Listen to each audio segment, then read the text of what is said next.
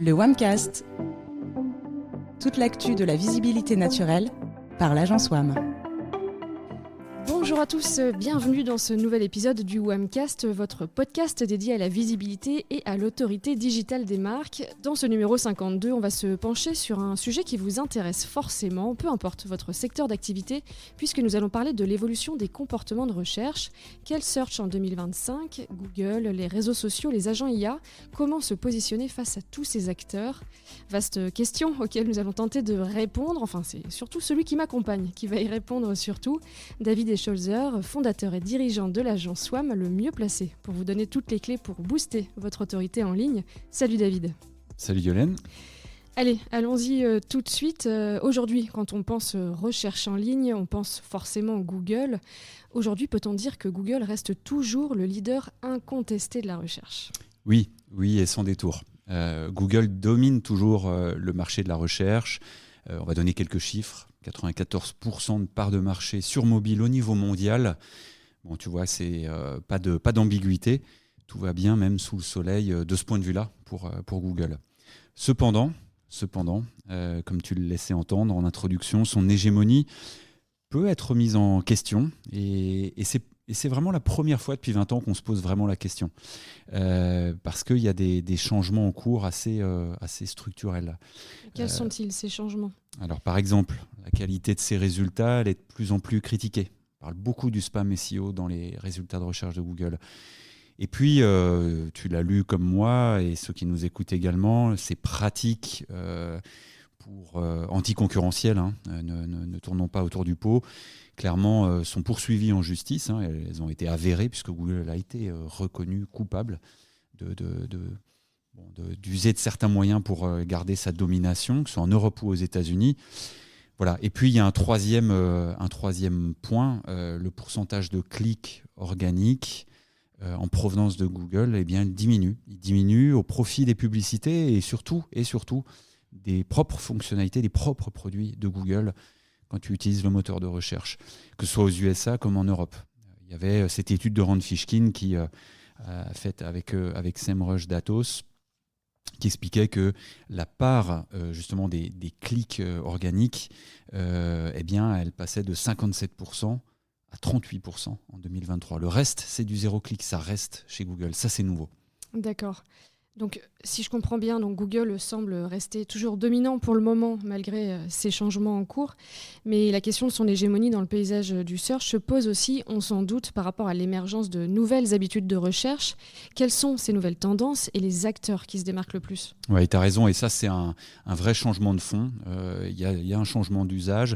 Si on revient aux parts de marché des moteurs de recherche, qu'on regardait tout à l'heure par mobile. Là, sur desktop, tu vois, même si c'est plus la majorité des recherches, donc sur les ordinateurs de bureau, Google est passé mondialement, en un an, entre septembre 2023 et septembre 2024, de 83%, un peu plus, à moins de 79% en septembre. Et essentiellement, on profite de Bing, de 8,6 à 11,8. Tu vois, ça c'est un premier point et c'est uniquement pour les moteurs de recherche. Donc là déjà on voit que Bing, en intégrant Copilot, il a réussi à piquer un petit peu du trafic. Ça reste quelques points, mais ça fait beaucoup de recherches. Ensuite, comme tu le précises, il y a bien un changement d'usage en ligne. On a toujours utilisé Google ces 20 dernières années comme principale porte d'entrée vers l'information en ligne. Mais d'autres points de départ de la recherche en ligne se sont créés ces dernières années. Alors, il y en a différentes sortes. Il y a le social search, c'est-à-dire la recherche intégrée au sein même des réseaux sociaux, YouTube, LinkedIn pour le B2B, X, TikTok, bien sûr, et qui d'ailleurs, je voyais hier soir en scooter, fait de la pub de son search dans les abribus. Ok. Voilà, ça montre l'ambition. Ouais. Pinterest. Le retail search qui continue sa progression fulgurante, donc qui clairement pique des clients, des budgets à Google, en tête desquels Amazon, eBay, ces grandes plateformes, ces grosses marketplaces mondiales, mais il y en a plein d'autres et dans plein de pays, des spécifiques. Donc les requêtes, bien sûr, ils sont beaucoup plus chaudes pour la conversion, on est très proche du produit, on sait ce qu'on veut. Il y a l'IA Search aussi, et bien sûr, où on pourra en parler un petit peu plus tard, ou les moteurs de réponse, comme on aime à les appeler, c'est-à-dire comme Perplexity ou depuis quelques mois Search GPT, qui est en test et va être lancé a priori avant la fin de l'année en grand public. Et puis enfin, les moteurs de recherche alternatifs, et je voudrais aussi en parler, parce que bien sûr, il y a tout ce que je viens de citer, mais Bing, comme on l'a vu au-dessus, prend des parts de marché et on n'a pas tendance à en parler, mais il y en a un autre qui s'appelle DuckDuckGo par exemple. On parle encore une fois de Perplexity, de ChatGPT, mais en fait, factuellement, au niveau mondial, DuckDuckGo est beaucoup plus utilisé pour la recherche que toutes les plateformes qu'on a mentionnées à l'instant. Donc pour te donner un ordre de grandeur, selon Datos, donc une émanation de SEMrush, au cours des 13 derniers mois, les utilisateurs desktop de Google ont effectué des recherches en moyenne 10 jours par mois, contre 9 pour DuckDuckGo. Tu vois, donc il est pas mal utilisé. Pas loin, ouais. Et c'est 6,8 pour Bing, 5 pour Yahoo. Autre point concernant ce moteur, son niveau de satisfaction utilisateur est de 79 sur 100, juste derrière Google qui a 80 sur 100. Et ce sont des stats American Customer Satisfaction Index. On comprend bien que le parcours client devient très très dense. Les marques en fait ont désormais une multitude de points de contact maintenant pour toucher leur cible finalement. C'est exactement ça qu'il faut retenir. La customer journey, le parcours de recherche, le parcours client est devenu très complexe et je dirais même chaotique. Ce que nous avons compris ces dernières années, c'est que oui, Google est toujours le principal pourvoyeur de trafic pour les marques. Mais non, ce n'est pas le carrefour d'audience où les gens passent le plus clair de leur temps. Ce sont les réseaux sociaux. On vient s'y divertir, s'inspirer sur les réseaux sociaux. On y passe un temps considérable et en réalité bien plus important que sur Google. Je vais vous donner une stat qui émane d'une étude de SparkToro qu'a fait Rand Fishkin, toujours avec Datos et SEMrush. Les moteurs de recherche ne représentent que 10% du temps dépensé par les utilisateurs sur le web. La plus grosse part va au social, 21%. Et ensuite, les outils de travail et productivité, comme Office par exemple, pour 20% aussi du temps. C'est intéressant. Et en quoi pour les marques finalement c'est important ? Alors c'est important pour les marques parce que le SEO, ce n'est plus uniquement les moteurs de recherche. C'est ça notre message. Le SEO passe du Search Engine Optimization, on va dire, à Search Everywhere Optimization, c'est-à-dire l'organique est partout, il faut optimiser la présence de ta marque partout. C'est Neil Patel qui a parfaitement formulé ces changements d'usage. C'est à lui que revient cet acronyme Search Everywhere Optimization que je trouve parfaitement adapté à la situation. Voilà, c'est aller pour la marque là où son audience dépense son temps, la suivre dans son parcours. Parce que finalement, il y a deux constantes qui ne changent pas. C'est-à-dire que les utilisateurs recherchent toujours des informations et ça ne change pas. Le contenu est toujours la pierre angulaire d'une stratégie de marque. Ça ne change pas non plus. D'ailleurs, il faudra toujours mettre en relation d'un côté un utilisateur qui a un problème et de l'autre une entreprise avec sa marque qui détient la solution. Très bien. Et impossible de passer à côté, bien sûr. Tu en as parlé un petit peu tout à l'heure. La recherche sur Internet est bouleversée par l'émergence de l'IA, ChatGPT, Gemini, Perplexity. En quoi ces acteurs redistribuent-ils les cartes dans la recherche en ligne ? En fait, il y a différents types d'outils déjà qui sont entrés, c'est vrai, bruyamment dans le parcours de recherche des utilisateurs. Au point de bousculer sérieusement vraiment le marché. On peut distinguer l'IA qui est embarquée dans le moteur de recherche, donc comme Copilot sur Bing ou Google AI Overview. Il y a les agents IA comme ChatGPT, Gemini ou Mistral qui à la base sont plutôt des outils de productivité mais qu'on aime bien aussi interroger pour des questions de fond. Il y a la recherche générative ou, comme on aime à l'appeler, comme se présente d'ailleurs certains, l'un d'entre eux, c'est Perplexity, c'est-à-dire je suis un moteur de réponse. Il y a aussi Search GPT. Donc ces trois types d'outils un peu différents. Et pour les agents IA, la généralisation des copilotes directement intégrés dans l'environnement bureautique, plus dans l'hardware maintenant, comme ChatGPT qui est dans l'iPhone via Apple Intelligence, non seulement ça va raccourcir le parcours de recherche, mais en plus ça va couper l'herbe sous le pied de Google. Rappelez-vous, à l'instant, on disait les internautes passent 20% de leur temps en ligne pour le travail et la productivité sur Office ou sur les LLM. Ça, c'est un vrai atout sérieux pour Microsoft, typiquement. Les agents IA comme ChatGPT peuvent-ils remplacer Google ? La grande question. Pas encore, en fait. Là, on mène pas mal de tests chez WAM. On utilise beaucoup ces outils-là pour comprendre dans le funnel de demande quel type de demande est satisfaite par ces outils. En fait, la vraie question qu'il faut se poser avec tous ces tueurs potentiels de Google, c'est pas vraiment de savoir dans quelle mesure ils peuvent trouver des informations, c'est plutôt à quel point ils peuvent faire exactement ce qu'on peut faire sur Google, ou encore mieux, tout simplement. Et justement, les agents IA comme ChatGPT sont très pertinents pour les requêtes informationnelles, c'est-à-dire inspirationnelles et factuelles. Alors là, ils sont même imbattables. Je pense que je ne suis pas le seul, mais Perplexity, pour ce type de requête, je l'utilise beaucoup plus que Google et il me satisfait beaucoup plus. Mais ils sont beaucoup moins performants en revanche pour les recherches de produits ou de services qui seront autour de chez soi. Là, Google a clairement une avance et est loin devant. Et au niveau des moteurs de réponse ? Les moteurs de réponse IA comme Perplexity, comme je le nommais à l'instant, justement progressent super rapidement. Ils ont une croissance très forte de leur utilisation, mais ils ne sont pas encore aussi performants que Google. D'ailleurs, la baseline de Perplexity dit bien les choses. Leur baseline, c'est par là où la connaissance commence. Donc aujourd'hui, on parle de connaissance, d'informationnel, de factuel.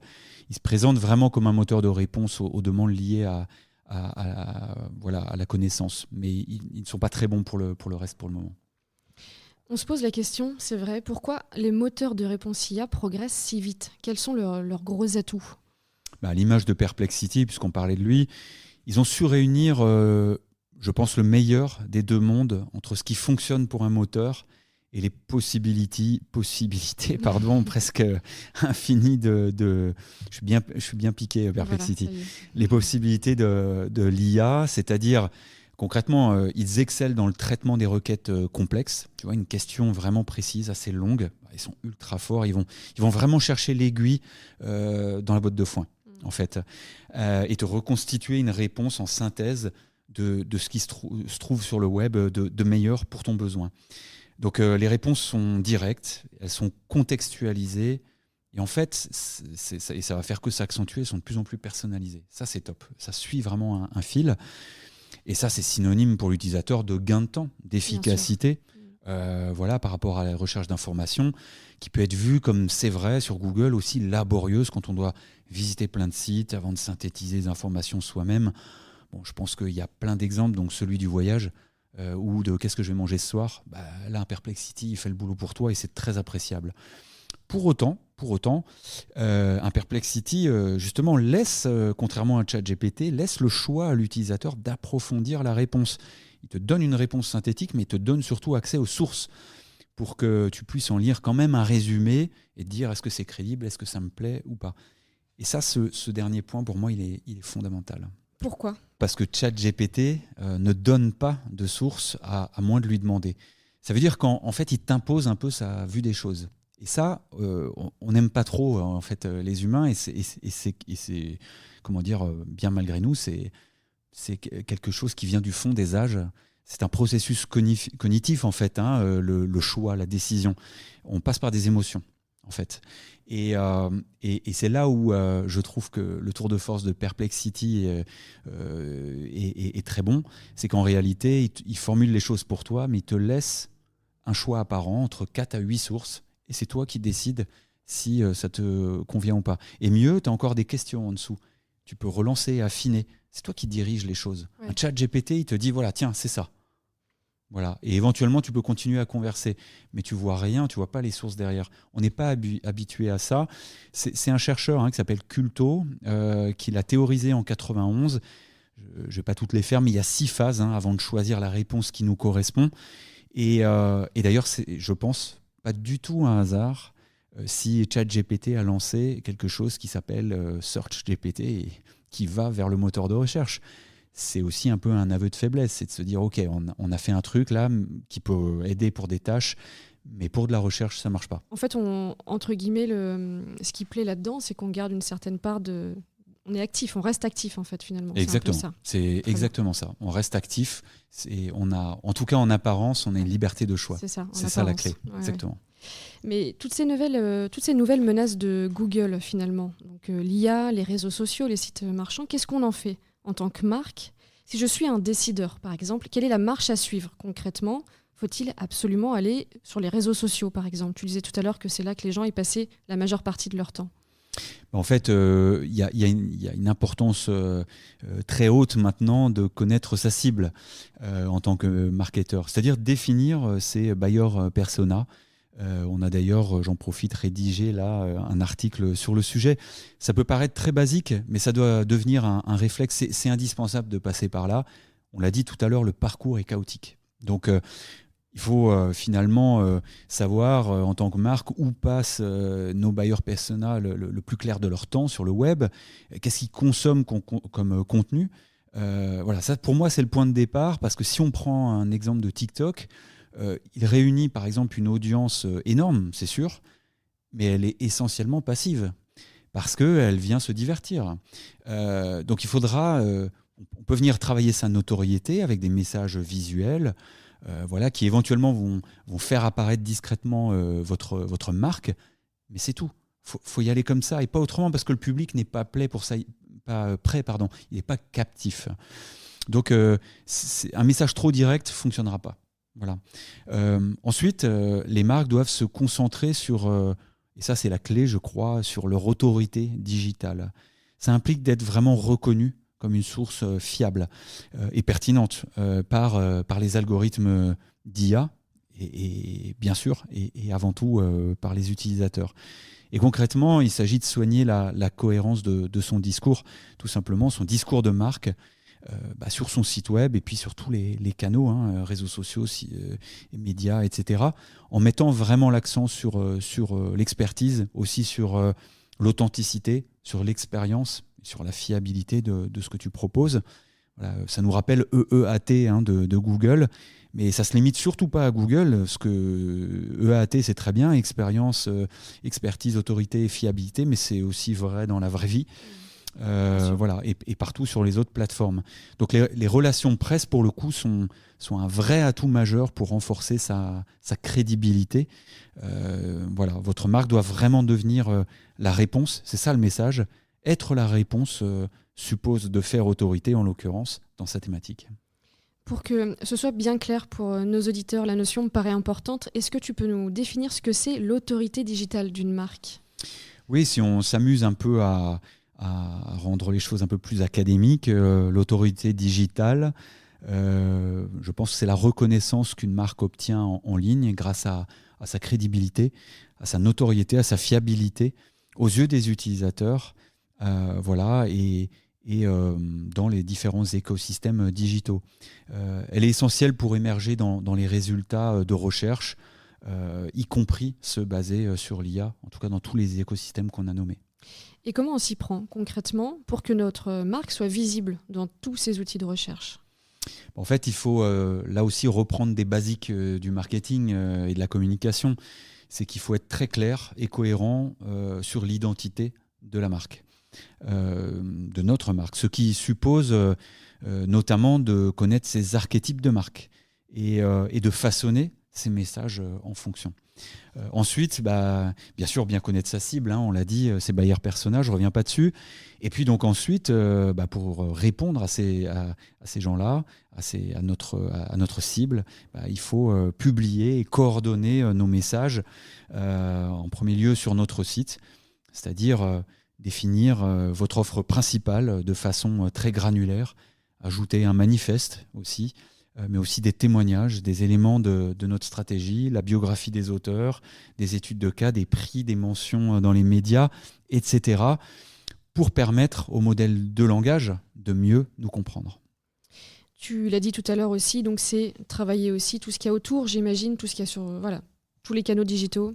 Exactement, ça commence par notre site, parce que ça reste la première source et la plus autoritaire.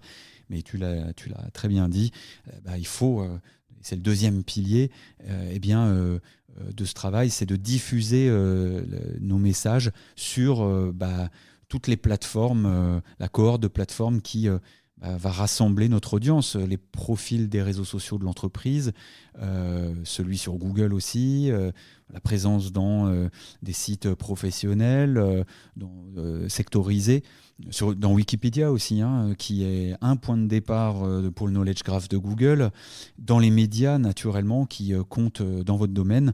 Et bien sûr, ça peut aussi inclure des médias locaux, ce n'est pas uniquement nationaux. Ça veut dire que les petites entreprises à un niveau local, même une TPE peut faire des relations presse et ça fonctionnera très bien pour elles. Le défi ici, c'est pas tant la quantité de contenu, même s'il en faut un peu, que la qualité. Et surtout la cohérence entre ce que vous dites sur votre site et le message que vous allez véhiculer partout. Il faut une vraie cohérence, il faut une vraie harmonie, synchronicité, je dirais, entre ce que vous dites sur votre site et partout où vous prenez la parole, en particulier à l'extérieur. Voilà. Et le plus dur aussi, c'est que ça va se refléter après sur ce qui se dit de vous. Voilà, c'est pour ça qu'il faut maîtriser les choses. Et toutes ces contributions doivent finalement positionner vos porte-paroles et votre marque comme des experts qui font autorité. Et pour Google, c'est extrêmement important. Pour les LLM aussi, les algorithmes doivent être convaincus finalement que leurs connaissances sur l'entité de votre marque sont crédibles pour que votre entité soit considérée comme autoritaire. Tu les as mentionnées à plusieurs reprises déjà, les relations presse digitales. En quoi sont-elles importantes dans cette bataille de visibilité ? En fait, je suis assez surpris parce que à quel point les relations presse sont sous-estimées. On voit souvent, on entend souvent que les relations presse, c'est un peu le truc poussiéreux du monde d'avant.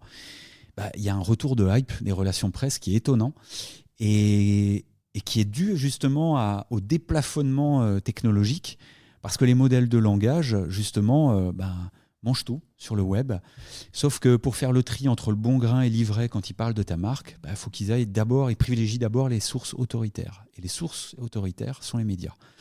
C'est là que ça devient très intéressant. Chez un Perplexity, si tu es cité par les médias, tu apparais plus souvent. Et là-dessus, j'ai un exemple à te donner. Parfait. Un exemple concret, on prend. Exactement. Un de nos clients, spécialisé dans le prêt immobilier, subventionné par l'entreprise, a lancé une campagne de relations presse chez WAM, on est très content, pour se positionner en tant que référence sur ce sujet. Donc là-dessus, on s'est parfaitement compris. Et là où c'est devenu labo, c'est qu'on s'est dit, on donne le max. Et notre équipe RP a fait un fabuleux travail puisqu'il y a eu 75 retombées presse gratuites. Donc c'est un vrai travail de relations presse poussé vers les journalistes. On a été repris, un très beau matériau fourni par le client. Et on a réussi à positionner notre client, c'est ça qui est intéressant comme résultat, comme source autoritaire dans l'IA de Perplexity. Concrètement, ça veut dire quoi ? Ça veut dire qu'aujourd'hui, sur une vingtaine de questions à peu près, associées à la thématique du prêt immobilier subventionné par l'entreprise, notre client est systématiquement cité de 1 à 4 fois au travers des sources dont je parlais tout à l'heure, remontées par Perplexity dans sa réponse. Voilà. Et ce qui est important ici, c'est que les relations presse ne se contentent plus de générer ou chercher à générer des backlinks ou des mentions. Elles permettent désormais de positionner la marque dans les réponses des IA génératives qui finalement deviennent des moteurs de recherche, comme on l'a dit tout à l'heure, clairement à part entière. Et ça offre une opportunité unique d'être visible aux yeux de millions d'utilisateurs dans ces environnements comme Perplexity, demain SearchGPT. Il y en a d'autres aux États-Unis, you.com, etc. Donc, et bien sûr, n'oublions pas que ces retombées presse, surtout quand il y en a 75, elles rendent aussi la marque visible dans Bing, dans Google. Donc c'est vertueux en réalité. Voilà. Ça rejoint l'autorité digitale de la marque dont tu parlais tout à l'heure. Absolument. Ça participe à tout ça. Absolument. Et dans ce contexte, comment les marques doivent-elles adapter leur stratégie SEO ? La première des choses, c'est que les KPI traditionnels comme le trafic et le positionnement, en particulier dans le SEO, en fait, ne sont plus suffisants. Voilà. Il faut se concentrer sur des résultats plus concrets, comme les revenus d'un côté, donc se concentrer sur la finalité, Et puis aussi la notoriété de la marque. Si on dit que le sujet, c'est l'autorité digitale de la marque, les KPI sont centralisés sur la marque. On doit faire émerger la marque, tout doit converger là-dessus. D'autant plus que, on l'a déjà entendu à ce micro, Martin nous disait, Champetier de Wamdata, avec la fin des cookies, la difficulté croissante des outils à collecter la donnée, sans compter la multitude des points de friction qui empêche ou endigue une reconstitution fiable de cette donnée. On a du mal à relier les choses, on a du mal à attribuer le trafic à un levier précis. Eh ben, la notoriété, comme le nombre de recherches sur votre marque, dans les différents outils search, sa part de voix, le nombre de mentions, etc., d'un côté, et les revenus de l'autre, ça c'est quand même 2 métriques aujourd'hui qu'on est sûr de pouvoir maîtriser, mesurer, voilà. Mais avec une approche plus holistique, on est moins dans la granularité malheureusement. En tout cas pour moi, ces prochaines années, le positionnement SEO et le trafic seront toujours traqués bien sûr, mais à mesure qu'on va avancer vers ça, deviendront des métriques secondaires. Le sujet c'est, est-ce que ça contribue à faire connaître ma marque et à la fin des fins, est-ce que ça augmente la qualité de mes revenus ? Suivre son audience, diffuser les contenus au bon endroit, on en a parlé en fonction de sa cible, mais en termes de production de contenu, concrètement, qu'est-ce que ça change pour les marques ? C'est une excellente remarque parce que en fait, l'IA génère beaucoup de contenu et en réalité, c'est même une surcharge de contenu. C'est Neil Patel qui, au Boston Inbound en septembre 2024, donnait ce chiffre colossal. 4,6 milliards de contenus chaque jour sont publiés. Donc il y a une accélération là, du mouvement qui est énorme. Comment vous voulez, en tant que marque, émerger dans ce tsunami d'informations ? Gros défi, effectivement. C'est monstrueux. Oui. Voilà. Donc la question à se poser, c'est, avant de créer un contenu, et d'ailleurs au-delà de ça, il y a aussi la question de RSE, je referme la parenthèse, la question à se poser, c'est quelle nouvelle information apportez-vous à la conversation sur un sujet ? Et mieux, quelle connaissance apportez-vous au sujet ? Et ça paraît très simple, mais ça bouscule vraiment. Et s'il y a déjà tout, il faut peut-être passer son chemin ou alors faire autrement. En tout cas, de toute façon, dans un search dominé par l'IA générative, la solution sera donnée par ces outils.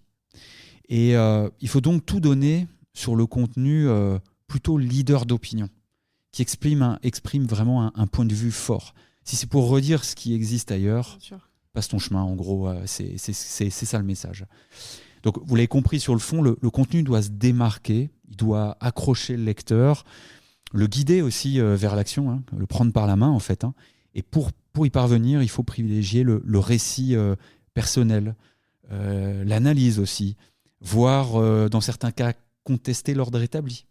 Bousculer un petit peu. Exactement. On parlait d'authenticité, on a évoqué l'archétype de marque. Ça peut faire partie de l'archétype de votre marque. Et puis partager son expérience. Et c'est typiquement, on va prendre un exemple que beaucoup connaissent dans le marketing digital, Ron Fishkin de SparkToro, dans notre secteur du marketing digital. Si il a aujourd'hui l'aura qu'il a, c'est parce qu'il apporte un point de vue souvent contre-pied, où il décortique ce que tout le monde va suivre un peu comme un mouton, et apporter beaucoup plus de profondeur, voire, je pense que c'était l'arbre qui cachait la forêt. Et il est toujours extrêmement pertinent. Il communique pas mal, mais il prend beaucoup moins la parole que certains. Mais quand il prend la parole, on l'écoute. C'est ça le sujet. Et puis, pour des marques beaucoup plus grand public, Red Bull, Apple, Tesla, on adhère ou on n'adhère pas. Mais là, je pense qu'on a un peu la quintessence de la marque autoritaire, quoi. Et au niveau du format de ces contenus ? Il y a le contenu texte, j'en parle pas parce que ça, il faut le faire. Par contre, il doit intégrer de plus en plus le visuel, ça c'est certain. Voire, il peut être intégralement visuel en réalité. C'est un outil indispensable dans l'arsenal de contenu de la marque. Je pense que là, j'ai à convaincre personne. Et puis, si on prend des exemples récents qu'on a tous sous le nez, si vous me passez l'expression en B2B, LinkedIn, là, depuis quelques semaines, a lancé ses carousels vidéo. Bon, voilà, c'est le format qui fonctionne parce que c'est rapide, direct, compréhensible. Il n'y a pas vraiment d'effort, ça vient à toi. Voilà, il faut aussi prendre ce virage-là. Et on peut même dire que dans ce contexte, la marque ne doit plus simplement se comporter en créateur de contenu, mais en véritable éditeur. Je crois que c'est ça qui est intéressant. Proposer finalement, plus que juste un contenu, proposer quelque chose de plus large. Une curation complète des informations dans son secteur, des analyses, des interviews, voire contribuer à la recherche. C'est ce que je parlais de Ron Fishkin, il fait des études assez approfondies, exclusives. C'est ça, c'est se positionner en tant qu'expert, c'est ce que tu disais tout à l'heure, finalement, Clairement. Ça se rejoint. Clairement, mais aller vraiment très, très loin dans les choses, au fond des sujets. Quand vous regardez SEMrush, cet outil un peu tout en un destiné à améliorer la visibilité en ligne des sites web et à obtenir, il aide les marketeurs à obtenir des analyses marketing. Qu'est-ce qu'il vient de faire il y a 2 jours ? De racheter Third Door Media, c'est la maison mère de Search Engine Land, qui elle-même gère l'événement mondial du marketing digital, Search Marketing Expo SMX. C'est un signal fort dans ce sens-là, en fait. Ça veut dire que SEMrush, qui était un outil, s'achète finalement, devient éditeur. C'est QFD. C'est un exemple très parlant, effectivement. Et face à tous ces changements, Google est-il voué à disparaître dans 10 ans, 20 ans ? Écoutez, moi je reste très humble face à tout ça. Aussi passionné que je suis par les technologies et tout ce qu'on vit, j'essaye régulièrement de me rappeler qu'il faut toujours un pas de recul, essayer de rester humble et puis aussi critique, garder sa capacité à critiquer. Gartner, dont c'est le métier, s'aventure quand même des fois à dire des choses, avec plus ou moins de réussite d'ailleurs dans l'histoire de la divination, à prédire l'avenir en tout cas. Gartner pense que d'ici 2028, Google pourrait perdre 50% de ses utilisateurs au profit d'outils comme l'IA. Je pense que c'est une information incomplète. Pourquoi ? Parce que Google n'est plus un moteur de recherche comme en 2005. C'est pas un mot-clé avec 10 liens bleus, bêtes et méchants et un algorithme un peu bébête. Les résultats de Google sont déjà entièrement façonnés par l'IA. Mais complètement, et sans que personne s'en rende compte. Et là, depuis quelques jours, avec l'e-commerce, de façon technologiquement, c'est exceptionnel ce qu'ils font, et notamment par le visuel. Et donc, Google n'est pas prêt de disparaître, parce qu'en réalité, c'est déjà adapté. Alors oui, c'est moins brillant. SearchGPT, c'est le challenger, c'est la hype. Mais si on est un peu objectif technologiquement, Google est assez monstrueux. Il est dominant aujourd'hui et propose pour l'heure une expérience de recherche clairement qui est unique et en constante évolution. Et puis en 25 ans, il ne faut pas l'oublier, Google est devenu un réflexe pavlovien pour les internautes. On demande tout à Google. Voilà. Et clairement. Donc, il est encore là pour un petit moment. Mais l'écosystème de la recherche se transforme quand même très très rapidement. Oui, c'est exactement ça. En fait, l'IA générative déplafonne les choses technologiquement. Là, il y a une vraie rupture. Et c'est pour ça en fait qu'on parle de pivot seulement maintenant. Parce que bien sûr, il y a eu ces 10-15 dernières années plein de tentatives qui ont échoué finalement à prendre des parts de marché à Google, parce que ces initiatives étaient des Google-like. Donc rien de bien différent. Et Google est resté le meilleur. Néanmoins, avec l'arrivée de ces nouveaux acteurs dont on parlait, avec des grosses ambitions, des gros moyens et surtout une avance technologique, ou en tout cas technologiquement ils sont très aiguisés, eh bien Google devra s'adapter pour conserver sa position dominante, clairement. S'adapter et surmonter les obstacles. Oui, tu as raison de le nommer parce que c'est pas un détail. Alors, c'est pas très proche de notre quotidien quand on est CEO ou même CMO, mais effectivement, il y a des grosses difficultés pour Google. Pourquoi ? Parce qu'il est beaucoup plus surveillé par la justice que par le passé. Que ce soit aux US, que ce soit en Europe, il est en prise avec des procès, des condamnations même, puisque ça a été le cas, qui sont plutôt lourdes à gérer et qui peuvent être lourdes de conséquences, jusqu'à un démantèlement de ses activités. Donc, qu'est-ce qu'il faut retenir là-dessus ? C'est Google ne pourra plus exercer son lobbying comme il l'a fait, et il devra plutôt s'imposer à la régulière face à ses concurrents, c'est-à-dire avec le meilleur service. Malgré toutes ces critiques, ces obstacles, malgré les procès, les condamnations, les moyens, les capacités d'innovation de Google demeurent en fait colossales, presque uniques au monde. Oui, complètement. C'est pas simplement une affaire de moyens, même si ça joue pour beaucoup. Ils font de la recherche depuis des années, ils ont les meilleurs chercheurs ou parmi les meilleurs.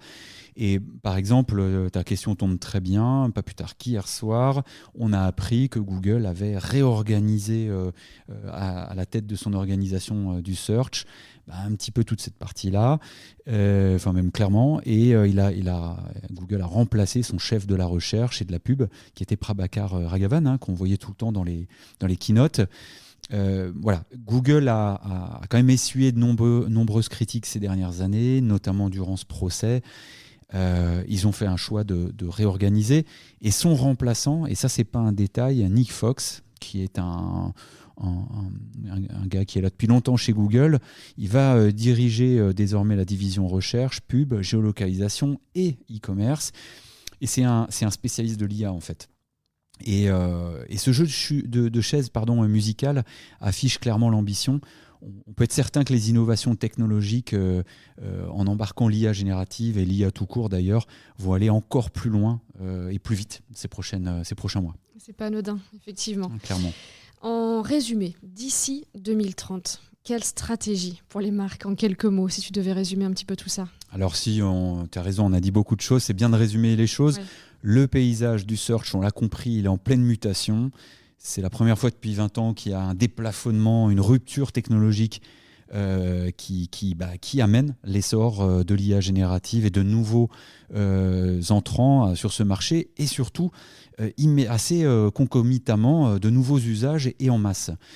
Les marques doivent évidemment commencer à s'adapter parce que là, il y a un mouvement qui s'opère en adoptant une stratégie plus holistique, plus globale et intégrée pour maintenir leur visibilité, leur autorité dans ce nouvel écosystème.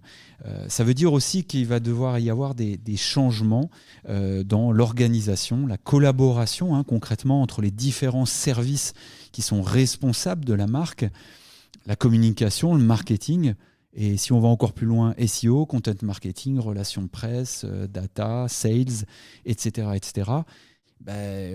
Tout ce petit monde doit abattre les cloisons et doit travailler ensemble. Chacun a apporté quelque chose, mais le SEO, tu vois, peut plus rester de son côté, en fait. Et pour concrètement gérer, manager l'autorité digitale de sa marque, il faut revoir l'organisation, il faut vraiment se donner la main et travailler en synergie, en collaboratif. Très bien. Fini l'organisation en silo. Exactement. Merci David pour toutes ces informations, ces bons conseils également pour les marques qui nous écoutent. C'est la fin de ce 52e numéro du WAMcast. Merci d'avoir été au rendez-vous. Si vous souhaitez retrouver cet épisode et tous les autres, rendez-vous sur notre site agence-wam.fr, rubrique WAMcast. Retrouvez-nous également sur LinkedIn. David et les équipes de l'agence WAM vous livrent régulièrement de bons conseils pour développer la visibilité et l'autorité digitale de votre marque, on en a parlé. Et puis n'hésitez pas à vous abonner au WAMcast sur vos applications de podcast pour être sûr de ne rater aucune info. On se retrouve le mois prochain sans faute pour un nouveau numéro du WAMcast. À très vite.